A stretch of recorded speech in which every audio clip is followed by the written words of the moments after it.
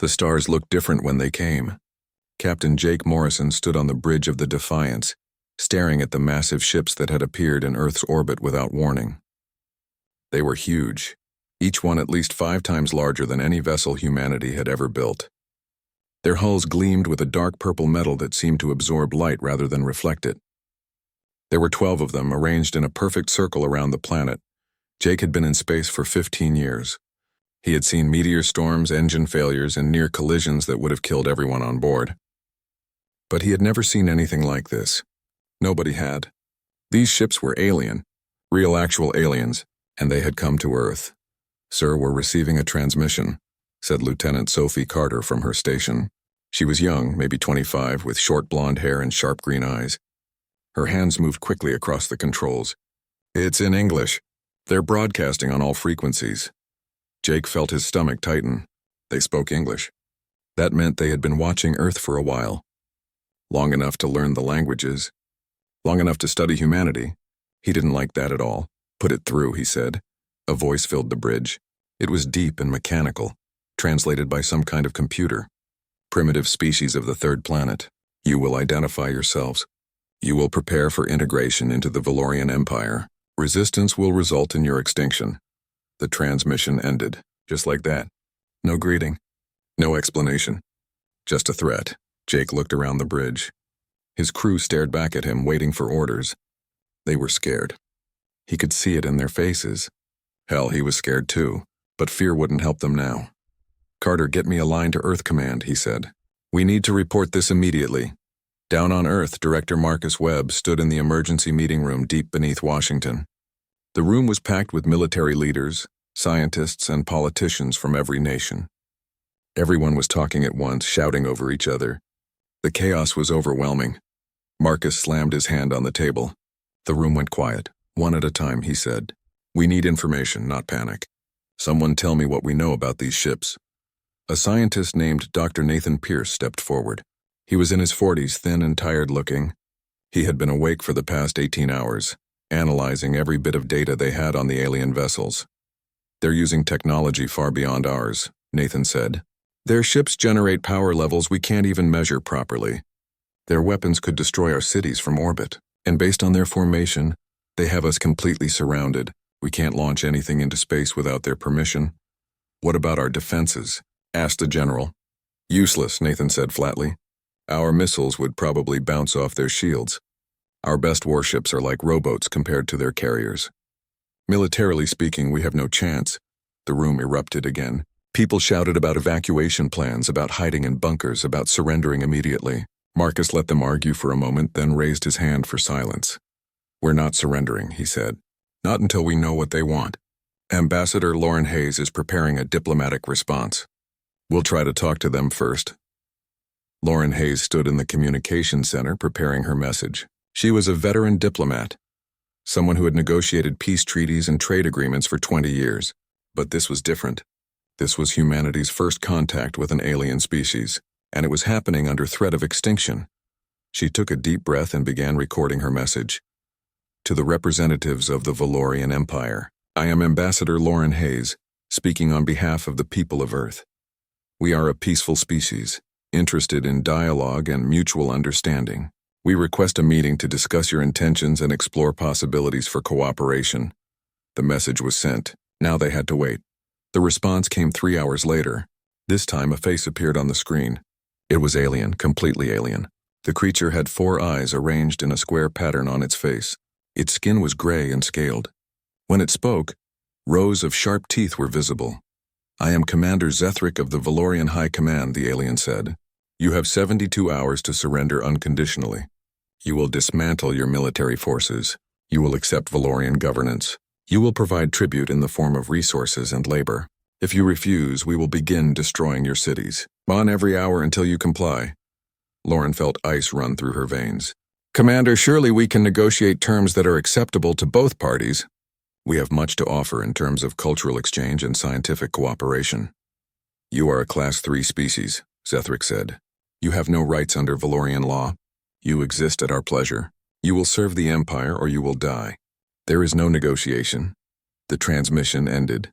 Lauren turned to Marcus, who had been watching from beside her. His face was grim. "They mean it," she said. "They're going to attack us." Marcus nodded slowly. "Then we need to prepare. Get me the military council. All of them." Commander Zethric stood on the bridge of his flagship watching the primitive planet below. He had done this 40 times before. 40 different worlds, 40 different species. Some surrendered immediately. Some tried to resist for a few days. None had lasted more than a month. These humans would be no different. They were weak, divided. Their technology was laughable. They hadn't even achieved faster-than-light travel yet. They were insects pretending to be civilized. "Sir," said one of his officers, "the deadline has passed. They have not responded to our ultimatum."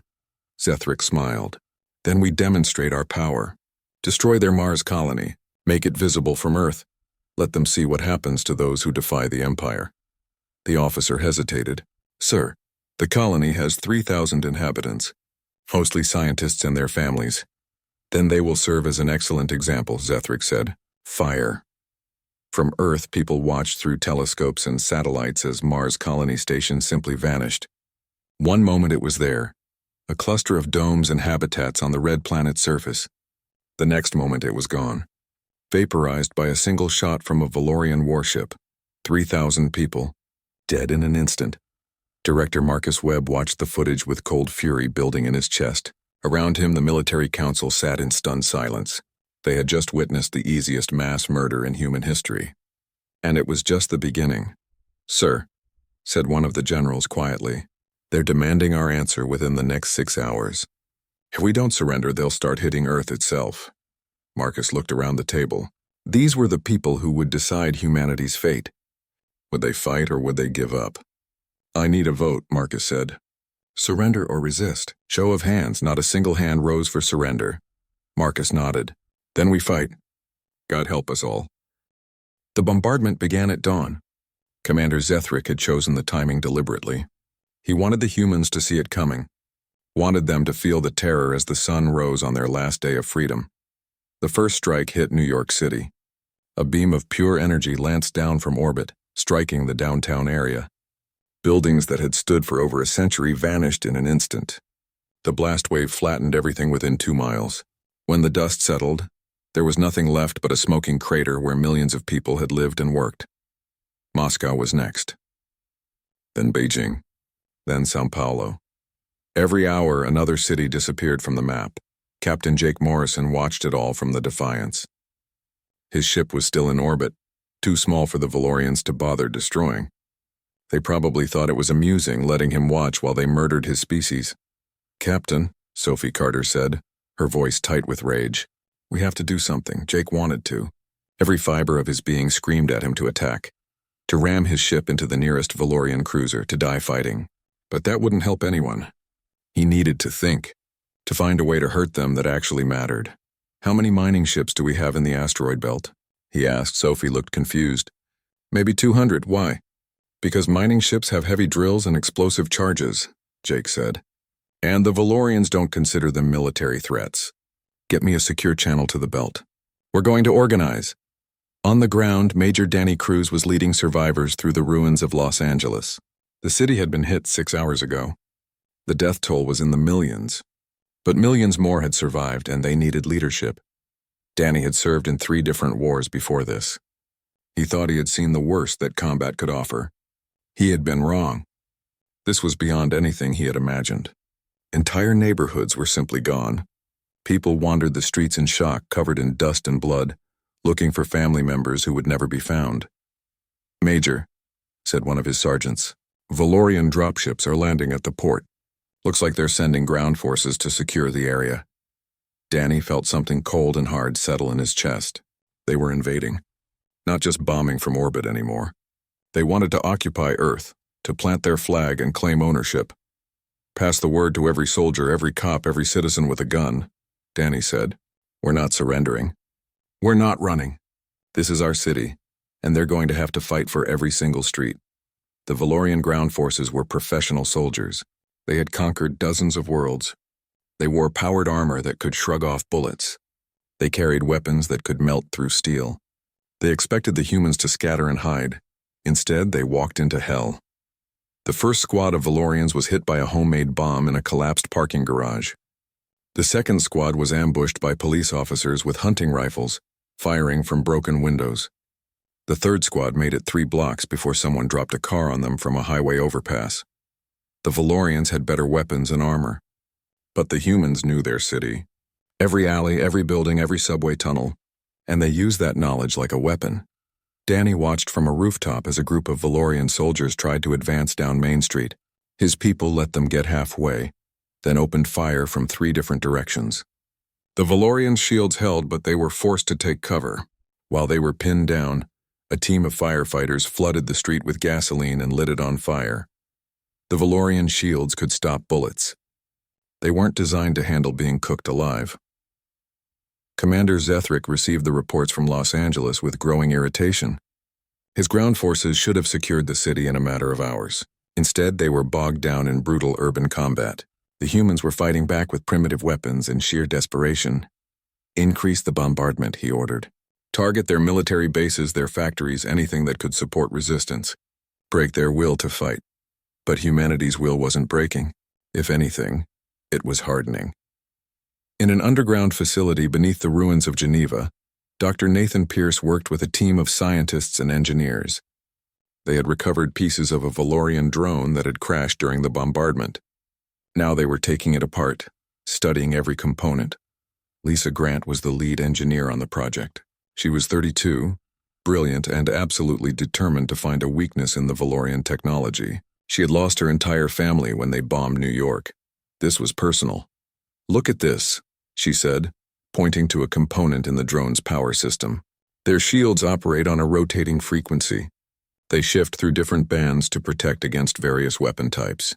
But there's a gap. A split second when they transition between frequencies. Nathan leaned in closer. Can we exploit that? Maybe, Lisa said. If we can time our weapons to fire during that gap, we might be able to get through. It won't be much, but it's something. They worked through the night, building a prototype weapon that could sync with the Valorian shield frequency. It was crude, built from spare parts and salvaged electronics. But when they tested it on a piece of captured Valorian armor, it punched right through. Lisa allowed herself a small smile. It was the first good news in weeks. Get this to our people in the field, Nathan said. Every resistance cell, every military unit. If we can hurt them, we will. In orbit, Captain Jake Morrison had gathered a fleet of mining ships. They weren't military vessels. They had no weapons beyond industrial cutting tools. But they had brave crews and they had nothing left to lose. All right, people, listen up, Jake said over the comm channel. We're going to hit that supply convoy approaching from the outer system. The Valorians think we're harmless. Let's show them how wrong they are. Sophie Carter piloted her mining ship, the Rocky Mountain, toward the convoy. Around her, dozens of other civilian vessels did the same. They looked like a swarm of insects approaching a line of sharks. The Valorian escorts didn't even bother to raise shields. Why would they? These were mining ships, not warships. That mistake cost them. Jake's fleet closed to point-blank range before opening fire with their drilling lasers. The industrial cutters weren't designed as weapons, but they were powerful enough to crack asteroids. Against unshielded Valorian hulls, they cut through like paper. The convoy erupted in chaos. Ships collided as they tried to maneuver. One of the supply vessels lost control and crashed into its escort. Sophie rammed her ship directly into a Valorian engine core and ejected in an escape pod at the last second. The explosion took out 2 more enemy vessels. When it was over, Jake had lost 9 ships. But the Valorian convoy was destroyed. Get back to base, Jake ordered the survivors. We just proved they can bleed. Now we need to make them bleed more. Commander Zethric stared at the report in disbelief. A civilian fleet had destroyed a military convoy. Impossible. The humans had no training, no military-grade weapons, no tactical coordination. Yet they had won. How? He demanded. They used suicide tactics, Commander, his officer reported. They sacrificed their ships to take out ours. We estimate they lost 70% of their force. And they still attacked, Zethric said quietly. Even knowing they would die, they still attacked. He had never encountered a species like this. Most races valued survival above all else. They fought to live, not to kill. But these humans seemed to have a different calculation. They were willing to die if it meant taking the enemy with them. Double the patrols, Zethric ordered. And prepare a message for the Valorian Council. Tell them we need reinforcements, sir." The officer looked shocked. "We've only been here for 90 days. No Class 3 species has ever required reinforcements." "These humans are different," Zethric said. "They should be broken by now, begging for mercy. Instead, they're getting more dangerous. I want reinforcements. Now." On Earth, Director Marcus Webb addressed the survivors in a broadcast from an undisclosed location. Cities were burning. Millions were dead, but humanity was still fighting. "They expected us to surrender," Marcus said. "They thought we were weak because our weapons were primitive. They were wrong. We are not weak. We are survivors. We have faced extinction before and we are still here. We will face it again, and we will still be here when it's over. Keep fighting. Keep resisting. We will not break." The message spread across the planet and to the orbital stations and colonies that still held out. It became a rallying cry, a promise. No matter what the Valorians did, humanity would not break. 6 months had passed since the Valorians arrived. Earth was scarred, burning, and bleeding, but it was not broken. Captain Jake Morrison stood on the bridge of the Defiance studying the tactical display. His ragtag fleet had grown. More mining ships, cargo haulers, even a luxury yacht that someone had armed with improvised missiles. They weren't pretty and they weren't professional, but they were fighting. "Captain, we have movement," Sophie Carter reported. "Valorian supply convoy, heading in system from the Jupiter station. 3 freighters, 2 escorts." Jake smiled grimly. The Valorians had learned to protect their supply lines, but they were stretched thin. Every ship they sent to guard convoys was one less ship in orbit around Earth. "Let's go say hello," he said. But this time would be different. This time they had something new. Lisa Grant's team had been working non-stop since they discovered the shield frequency gap. Now every ship in Jake's fleet had been equipped with modified weapons that could exploit that weakness. They were still outgunned, but they had a chance. The convoy appeared on the horizon, moving through the asteroid belt. Jake's fleet was waiting, hidden among the rocks like predators in tall grass. "Wait for it," Jake said softly. "Let them get close." The Valorian escorts scanned the area but detected nothing unusual. Just asteroids and debris. They continued forward, confident in their superiority. "Now," Jake said.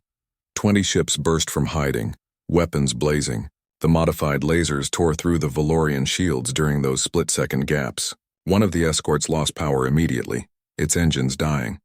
The other tried to turn and fight, but Sophie's ship hit it with a drilling laser that punched straight through the command deck. The 3 freighters tried to run. Jake's fleet pursued, picking them off one by one. When it was over, the entire convoy was destroyed, and Jake hadn't lost a single ship. "That's new," Sophie said, grinning. "We just want to fight without dying." Jake nodded, but his face was serious. "Get salvage teams out here. I want those freighters stripped down, especially the one in the middle. I saw something on the scan. Something big. What they found changed everything. The middle freighter was carrying a Valorian faster-than-light drive, being transported to a repair facility. It was intact, functional, and now it was humanity's." Lisa Grant nearly cried when she saw it. "Do you know what this means?" she asked Jake. "We can study it. Reverse engineer it. We can build our own FTL drives." "How long?" Jake asked. "Months, maybe a year, but we can do it." "We don't have a year," Jake said, "but we have something better. We have a working FTL drive right now. Can you install it on the Defiance?" Lisa stared at him. "You want to take the fight to them? Outside the solar system?" "They've been hitting us for 6 months," Jake said. "Time to hit back." On the ground, the war had become a nightmare for the Valorian occupation forces. Major Danny Cruz had organized resistance cells across what remained of Los Angeles. They struck at night using the ruins as cover. The Valorians controlled the streets during the day, but when darkness fell, the city belonged to humanity. Colonel Amy Peterson had taken command of resistance operations in Europe. She was a career soldier, 40 years old with experience in urban warfare and counterinsurgency. She had been in Berlin when the Valorians landed. Now she was turning the entire continent into a trap. "They're overconfident," she told her officers in a hidden bunker beneath the city. "They think because they have better weapons, they've already won. We're going to teach them otherwise." Her plan was simple but brutal. Let the Valorians take territory. Let them feel like they were winning. Then cut their supply lines, isolate their units, and destroy them piece by piece. It worked. A Valorian battalion occupied Paris, only to find themselves surrounded and under constant attack. Their supply convoys were ambushed. Their communications were jammed using equipment Lisa Grant's team had built from captured technology. After 3 weeks, they were forced to withdraw. The same pattern repeated across Europe. Hamburg, Rome, Madrid. The Valorians would advance, then find themselves bleeding from 1,000 small cuts, forced to retreat or risk being overrun. Commander Zethric watched the reports with growing alarm. He had requested reinforcements 3 months ago.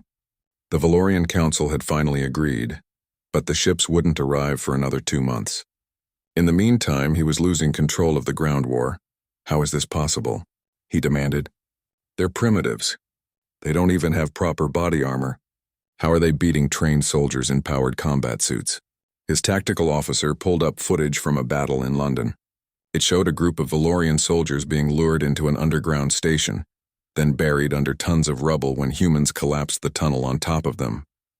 They don't fight like soldiers, the officer said. They fight like animals defending their territory. They use traps, ambushes, suicide attacks. They don't care about tactical doctrine or military honor. They just want to kill us. Zethric was beginning to understand something that chilled him. These humans weren't fighting a war.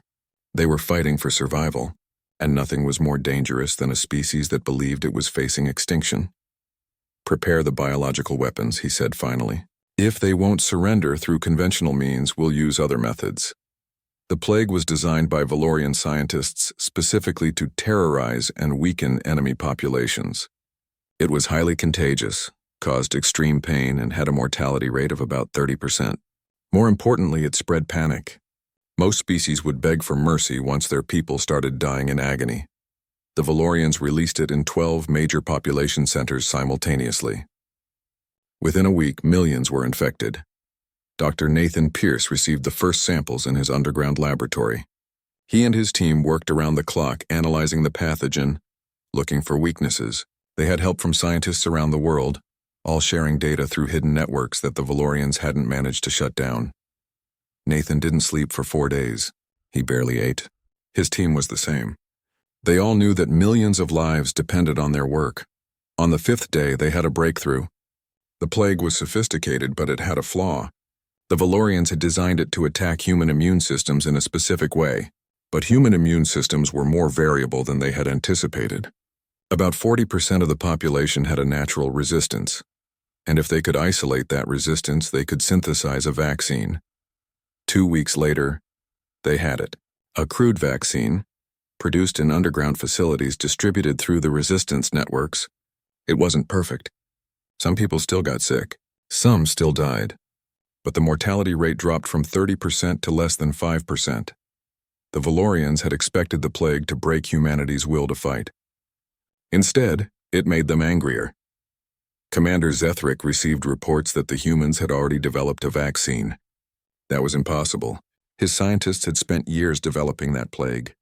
It should have taken the humans months or years to counter it if they could counter it at all. What are these creatures? He said to himself. His tactical officer had been examining human history, trying to understand their psychology. Sir, I think I have an answer. Throughout their history, humans have faced countless plagues and diseases. They've developed a remarkable ability to adapt to biological threats. It's part of their evolutionary heritage. Then the plague won't work, Zethric said. No, sir. I don't think anything will work. Not the way we expect. These humans have survived ice ages, asteroid impacts, supervolcanoes, and countless wars among themselves. Survival is built into their psychology at a fundamental level. Zethric stood and walked to the viewport, looking down at the planet below. Half its cities were in ruins. Millions were dead. The continents were scarred with craters. By any reasonable measure, humanity should have surrendered months ago, but they kept fighting. In the asteroid belt, Captain Jake Morrison prepared for humanity's first faster-than-light mission. The Defiance now had a Valorian FTL drive installed. It was crude work, held together with improvised mounting brackets and human electronics that barely interfaced with the alien systems. But Lisa Grant swore it would work. Where are we going? Sophie Carter asked. Jake pulled up a star chart. Valorian outpost in the Proxima system. Supply depot and communication relay. We're going to destroy it. That's deep in enemy territory, Sophie said. If something goes wrong, we'll be stranded light years from home. Then we better not let anything go wrong, Jake said. He looked at his crew. They were tired, scared, and running on coffee and determination. But they were ready. Start the jump. The universe twisted around them, and the Defiance vanished from the solar system. When they emerged near Proxima Centauri, alarms immediately started blaring on every Valorian station in the system. A human ship. Here. Impossible. But Jake Morrison didn't give them time to process their shock. The Defiance swept in, weapons blazing, and destroyed the supply depot in a single pass. Before the Valorian defenders could respond, the human ship jumped away again, vanishing into faster-than-light space. The psychological impact was devastating. If humans could strike anywhere in the galaxy, then nowhere was safe. The predators had become prey. The news of humanity's strike on Proxima Centauri spread through the Valorian Empire like wildfire. Commander Zethric received urgent communications from every level of the command structure. How had the primitives acquired faster-than-light capability? How had they penetrated so deep into Valorian space? How could this be stopped? Zethric had no answers. For the first time in his long military career, he felt something he had never experienced before: fear. "Sir, the Council is demanding a full report," his communication officer said nervously. Zethric nodded slowly. He knew what that meant. The Council was losing confidence in his ability to subjugate Earth. After 9 months of warfare, humanity was supposed to be broken and submissive. Instead, they were launching raids into the heart of Valorian territory. "Prepare my report," Zethric said, "and request immediate reinforcements. Everything they can spare." On Earth, Director Marcus Webb met with military leaders from across the planet. The underground command center was packed with officers representing what remained of every nation's armed forces. They had just received confirmation that Jake Morrison's raid had been successful. "This changes the strategic situation," Marcus said. "We're no longer trapped in our own system. We can strike back. We can take the fight to them." General Patricia Lewis, who had been coordinating ground operations in North America, spoke up. "We need to be careful. We have one ship with FTL capability. They have thousands. If we push too hard, they might decide to just destroy Earth entirely rather than deal with us. They've already been trying to destroy us for 9 months, said Admiral Henry Brooks. The only reason we're still here is that they want the planet intact. They want our resources, our population as slaves. If they were willing to sterilize Earth, they would have done it already. Marcus nodded. We need to maintain pressure. Keep them off balance. Lisa Grant's team is working on building more FTL drives, but that will take time. In the meantime, we use what we have. Hit them where it hurts. Make them bleed. Colonel Amy Peterson had a different concern. What about the ground war? We're holding our own, but barely. Every day we lose people. Every day our cities are bombed. How much longer can we sustain this? As long as we have to, Marcus said simply. We survive. That's what we do. That's what we've always done. In orbit, Sophie Carter was preparing for another raid. She had been promoted to squadron leader and given command of 5 ships, all equipped with the shield-penetrating weapons that Lisa Grant's team had developed. They were hunting Valorian convoys in the outer solar system. Contact, her sensor operator reported. Valorian patrol, 3 light cruisers. They're scanning the area. Sophie smiled. The Valorians were getting paranoid, sending out patrols to look for human raiders. That meant they were scared good, all ships, weapons hot. We'll hit them fast and hard, then jump out before they can call for backup. Her squadron emerged from behind a large asteroid, weapons firing. The modified lasers punched through the Valorian shields, raking across their hulls. 1 cruiser exploded immediately. The other 2 tried to turn and fight, but they were already badly damaged. Sophie's ship, now called the Ghost, swept past the remaining cruisers, firing continuously. Within minutes, all 3 Valorian ships were disabled or destroyed. Jump out, Sophie ordered, before their friends show up. Her squadron vanished into the darkness, leaving behind only wreckage and the growing legend of the Ghost Fleet. Major Danny Cruz stood in the ruins of what had once been downtown Los Angeles. The Valorians had tried to hold this position for 3 months. They had built fortifications, brought in reinforcements, established supply lines. They thought they could control the city. They were wrong. Danny's forces had systematically cut them off, destroyed their supplies, and launched constant attacks from every direction. The Valorian commander had finally ordered a retreat, abandoning the position entirely. "Sir, we found something," one of Danny's sergeants called out. He was standing near what had been the Valorian command center. Their computer systems, looks like they left in a hurry and didn't completely wipe the data. Danny called for Lisa Grant's technical team. Within hours, they had cracked the Valorian encryption and were downloading everything in the system. Military codes, ship movements, supply routes. It was an intelligence goldmine. "Get this to Earth Command immediately," Danny said, "and to Captain Morrison. This information could save lives." Commander Zethric stood before the Valorian High Council, projected as a hologram across light years of space. The council members looked at him with expressions ranging from disappointment to barely concealed contempt. "You requested reinforcements 9 months ago," Council Leader Marthex said. "You assured us that the human resistance would be crushed within weeks. Instead, we now face a guerrilla war across multiple systems." "Explain yourself," Zethric took a breath. "Council Leader, I underestimated this species. We all did. They are unlike any we have encountered before. They do not fight to win. They fight to avoid losing. There is a difference." "That makes no sense," another council member said. "It makes perfect sense if you understand their psychology," Zethric said. He pulled up data on his display. "Humans evolved on a death world. Their planet has subjected them to ice ages, mass extinctions, plagues, and countless other threats. Survival is encoded in their DNA. They have spent their entire evolutionary history learning to endure the impossible. They are primitives," Marthex said dismissively. "They have no FTL technology, no advanced weapons, no galactic presence." "They didn't have FTL technology," Zethric corrected. "They do now. They captured one of our drives and installed it on their ship. They raided Proxima Station and destroyed it. They are learning, adapting, evolving faster than any species I have ever seen." The council was silent for a moment. "What do you recommend?" Marthex asked finally. "Total extermination," Zethric said quietly. "If we continue this occupation, they will continue to resist. They will continue to learn from us. Eventually, they will become a serious threat to the Empire. Better to destroy them now while we still can." Marthex considered this. "Prepare your fleet for orbital bombardment. Complete sterilization of the planet. We will end this." But before the order could be carried out, something happened that changed everything. Captain Jake Morrison led a fleet of 40 human ships against the Valorian blockade around Earth. It was a desperate gamble. Humanity had been building ships in secret, in hidden shipyards on the outer colonies that the Valorians didn't even know existed. Europa, Titan, the asteroid belt. Everywhere the Valorians weren't looking, humans had been working. The ships were crewed. Many were converted cargo haulers and mining vessels, but they all had weapons. And they all had crews willing to die if it meant breaking the blockade. "All ships," Jake broadcast. "This is our home.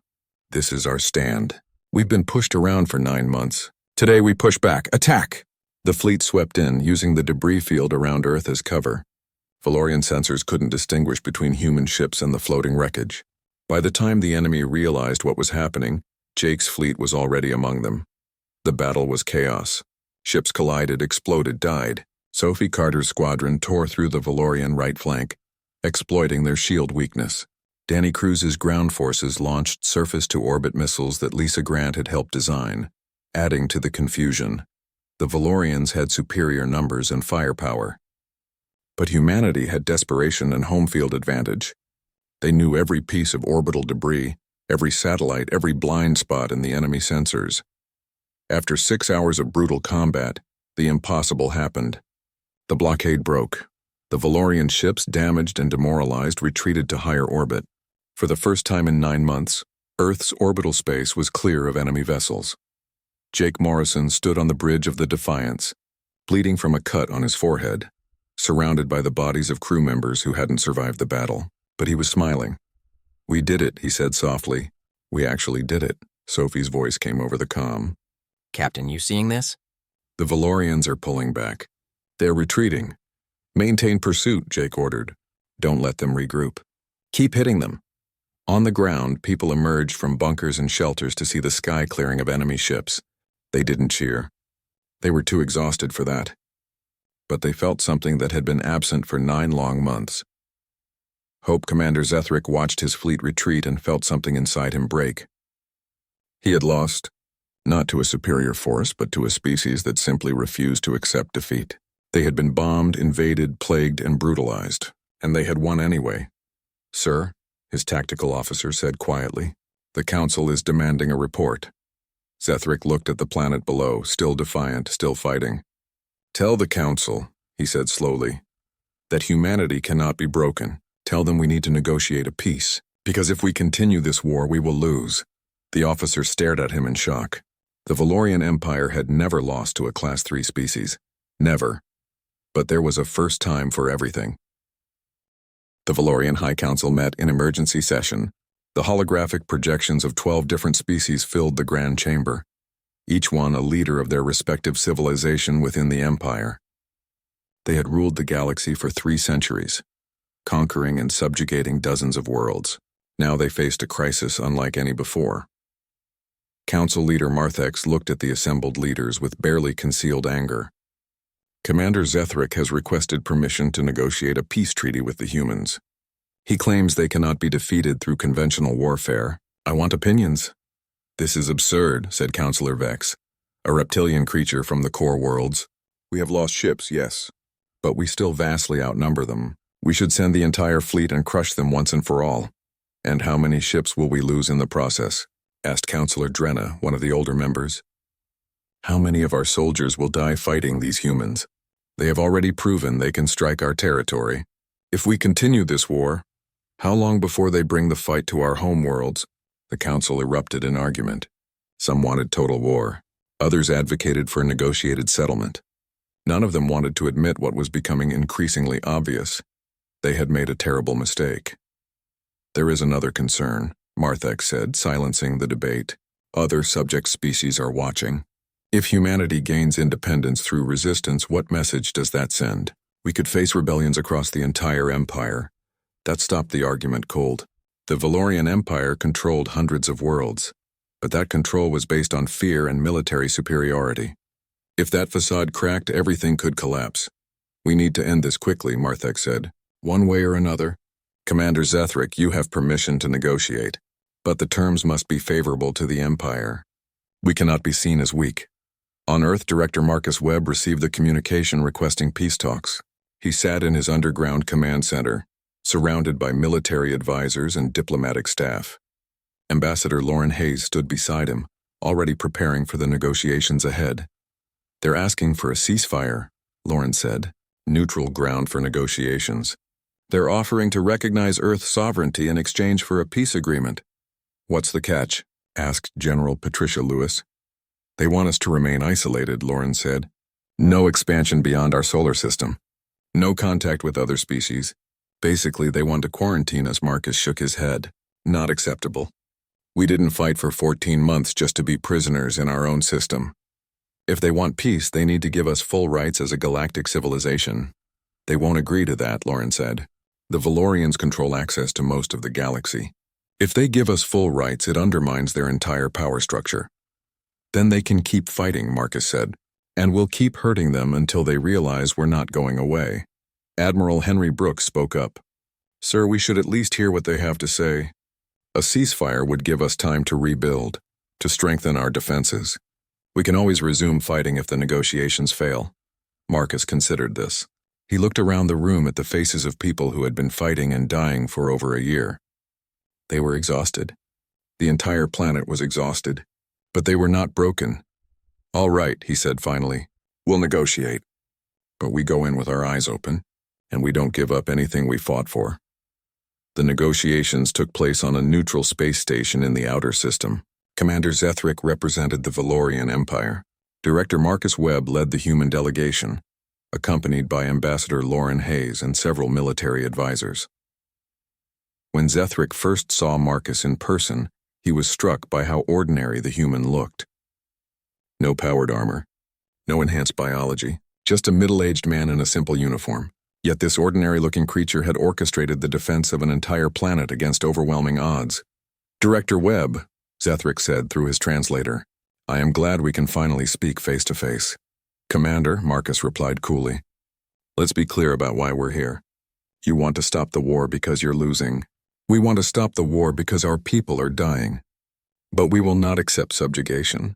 If that's your offer, we can save time and leave now. Zethric felt something like respect for the blunt honesty.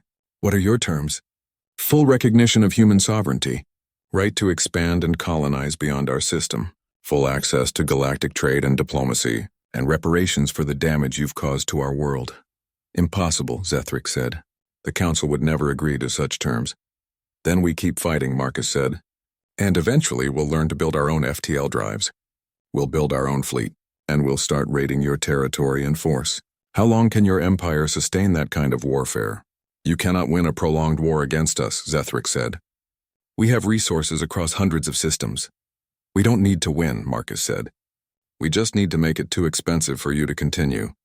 That's what we've been doing for 14 months. That's what we'll keep doing for 14 years if necessary. We are very, very good at surviving. Zethric was silent. He knew Marcus was right. The Valorian Empire could probably destroy humanity if they committed their entire fleet. But the cost would be enormous. And other species in the Empire would see that even a primitive planet could inflict such damage. Rebellions would follow. The Empire would fracture. What if we offered a compromise? Zethric said slowly. Recognition of sovereignty, limited expansion rights, access to some trade routes, but you must agree not to interfere with Valorian territory or our other subject species.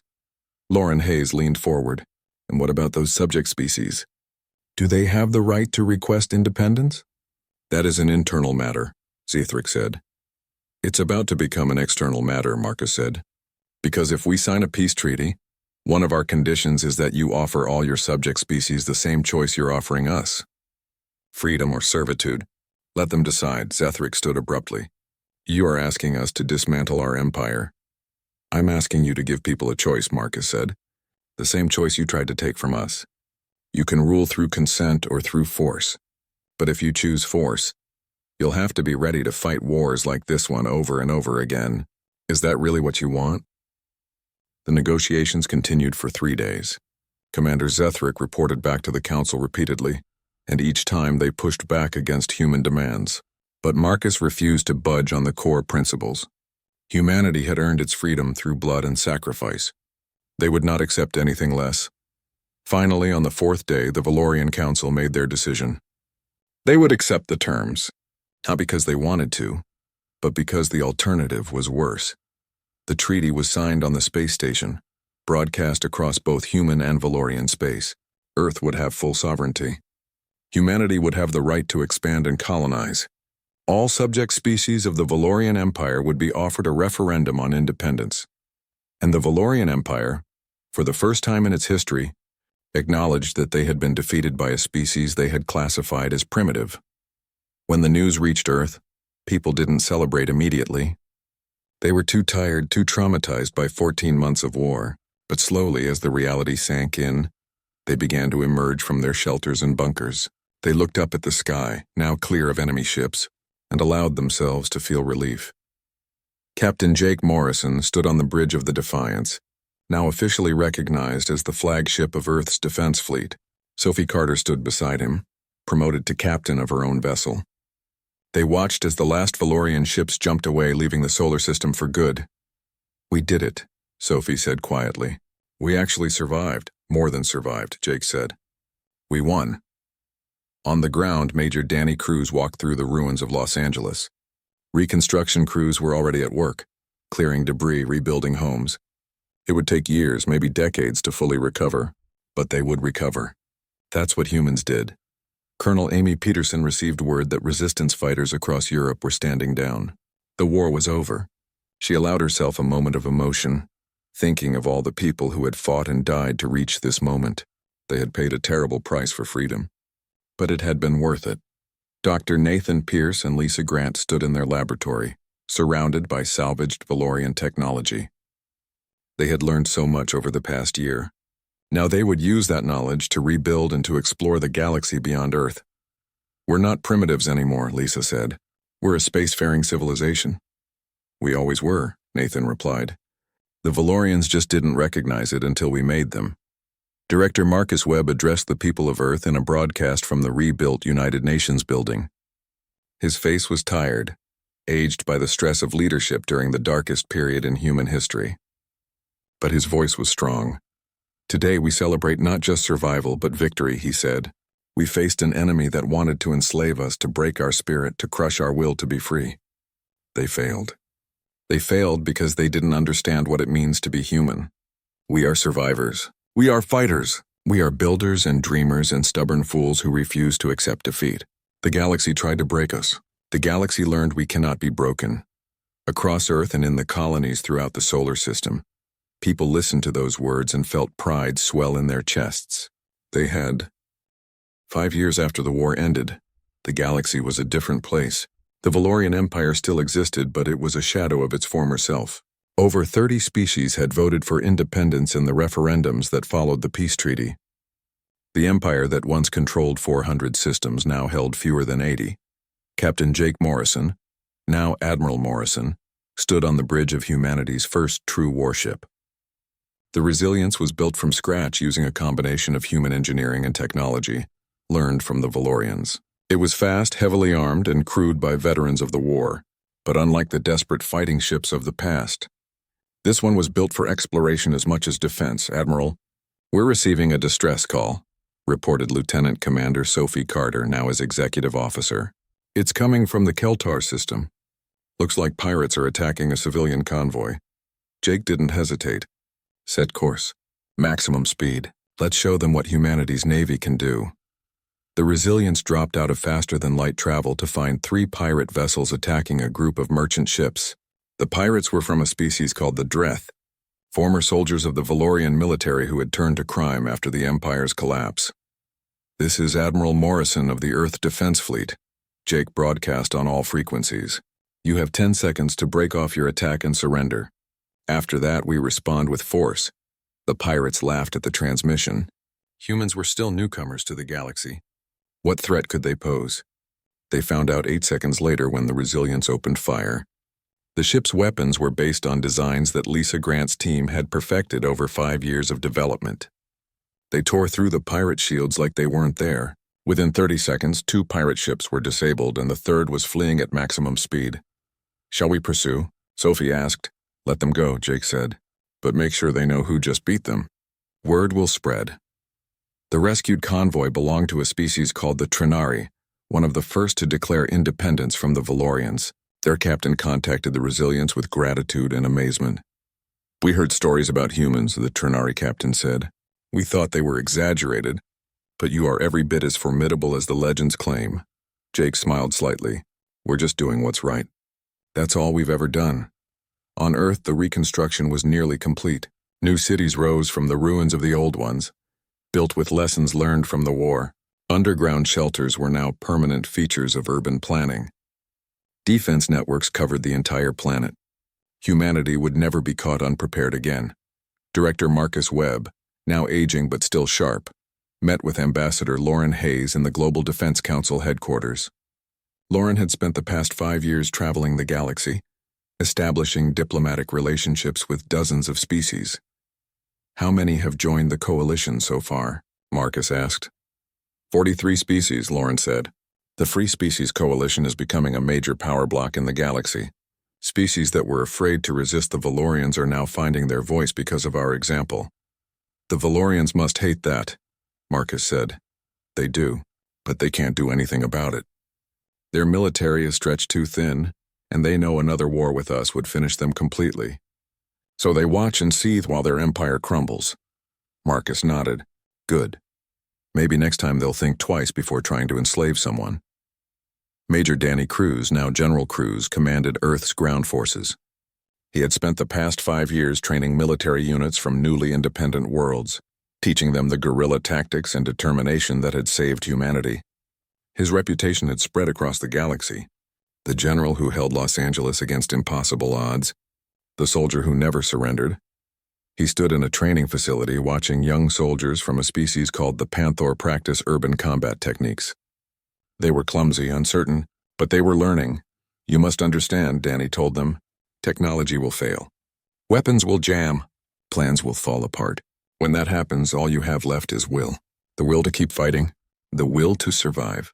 That's what separates victory from defeat. The Panther soldiers listened intently. Their world had been liberated from Valorian rule only 2 years ago. They were still learning what freedom meant. Still learning how to defend it. Why do you help us? One of them asked. What does humanity gain? Danny thought about that for a moment. We help because someone needs to. We help because we remember what it's like to face an enemy alone.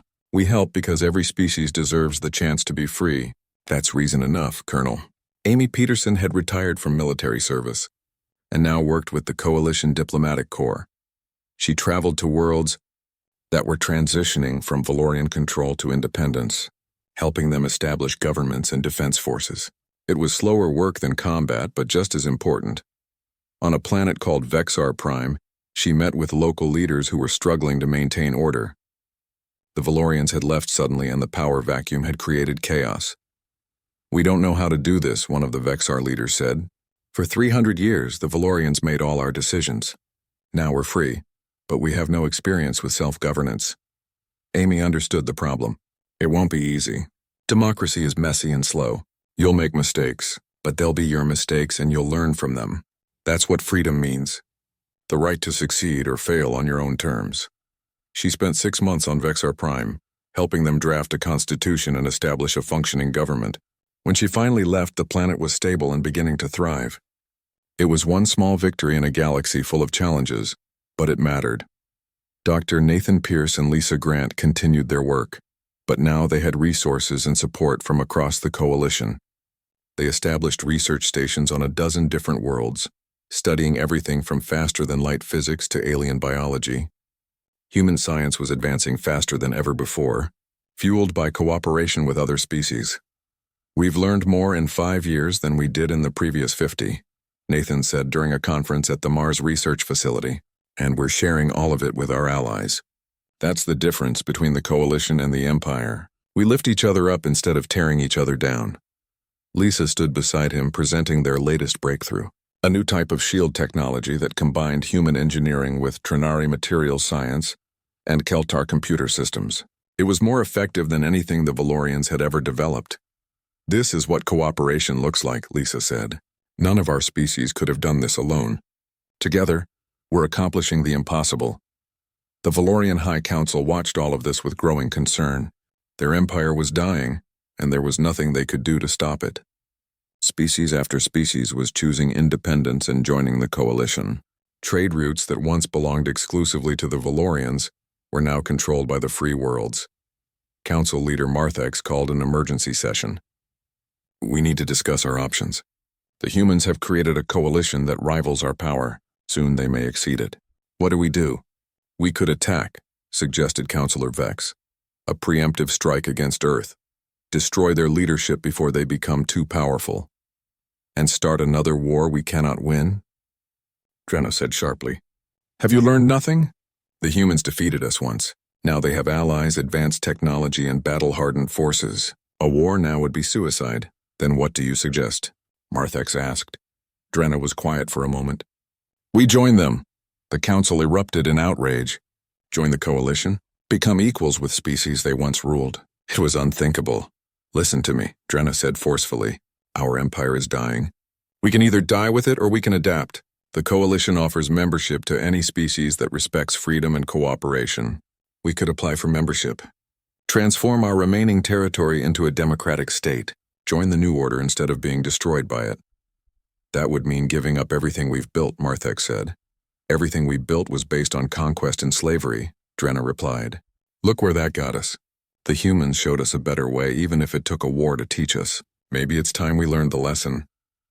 The debate continued for weeks. Some councillors refused to consider it. Others, like Drenna, argued that adaptation was the only path to survival. Eventually, a compromise was reached. The Valorian Empire would not seek coalition membership, but they would establish diplomatic relations, open trade agreements, and pledge to respect the sovereignty of all species. It was a humiliating step down for a civilization that once ruled the galaxy. But it was better than extinction.